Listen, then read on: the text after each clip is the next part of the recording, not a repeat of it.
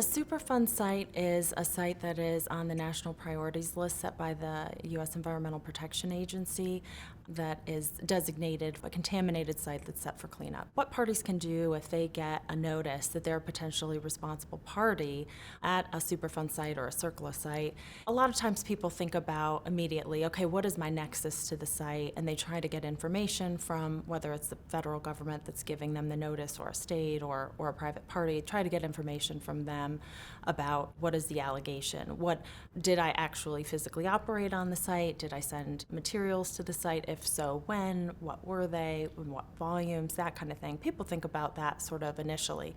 Other things that people may not always think about are your insurance policies. Do you have insurance that might cover contamination at a site? And you may think, okay, well, a lot of times there's pollution exclusion clauses in general commercial policies, but with a statute like CERCLA, the liabilities can go back very, very far. So it may be that releases occurred prior to the time that the pollution exclusion was common in insurance policies. So it's worth looking to see if that's the circumstance in your case and think about that and put your insurers on notice. Another thing that people may want to think about is, well, how did I acquire the company that is alleged to have caused the release?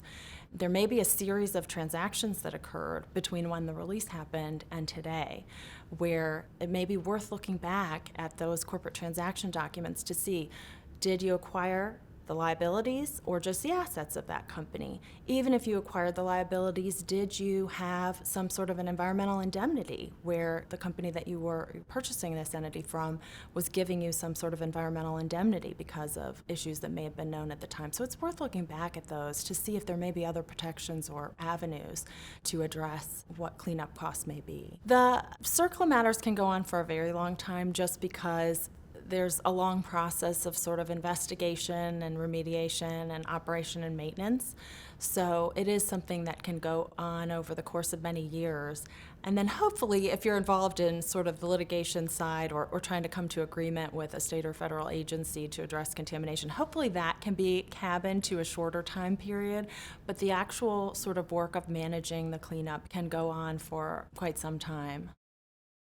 When you have very strong environmental policies that are being put in place, whether it's at a state level by a governor or whether it's at the federal level with a presidential administration, that can lead to some heavy enforcement authorities that people bring to bear. And there's also a lot of complexities with emerging contaminants that are being regulated in a way that had not been known in years past. Things can be very adversarial, but when you're dealing with state environmental agencies or the US EPA, clients are going to be repeat players with them, and they're going to need to continue to work with them in the future to get new permits or permit renewals. There may be regular inspections that are just part of the normal course under standing environmental regulations, and so you'll have the state or federal inspector coming out multiple times. You're going to need to work with and be on good terms with the state or federal environmental agency going forward.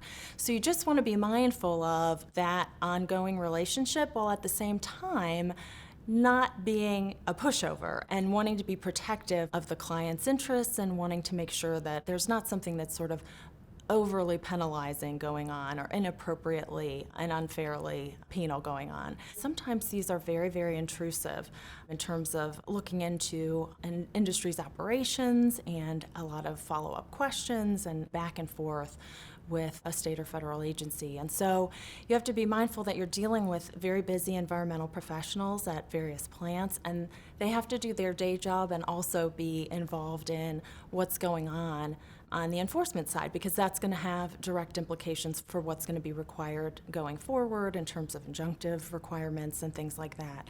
And so you just have to work sort of hand in hand with them and understand what's going on at the plant level and how the implications of the enforcement itself are going to come into play on sort of day-to-day work going forward.